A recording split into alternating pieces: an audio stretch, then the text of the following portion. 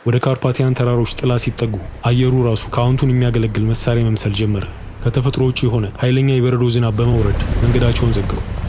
ቅዝቃዜው ትንፋሽን በጉሮሮ አቀዝቅዞ የሚያስቀር ነበር። ቡድኑ ተከፋፈለ። ይህም ወደ ግንቡ የሚወስደውን እያንዳንዱን አቋራጭ መንገድ ለመቃኘት የተደረገ የመጨረሻ ሙከራ ነበር።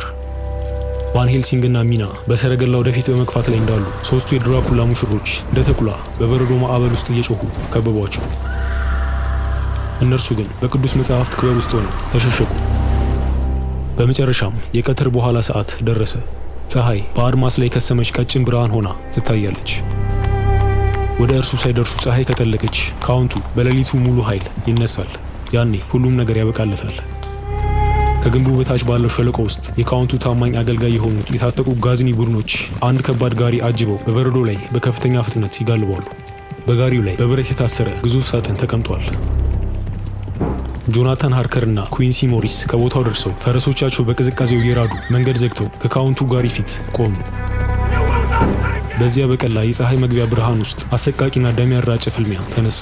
ብረት ከብረት ተጋጨ። ጆናታን በቅዱስ ቁጣ ተሞልቶ ወደ ጋሪው ዘለለ።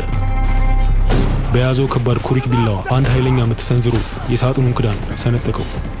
ካውንቱ በሳጥኑ ውስጥ ተጋድሟል። አልተኛም፣ ንቁ ነው። አይኖቹ እየጠለቀች ባለችው ፀሐይ ላይ አርፈዋል።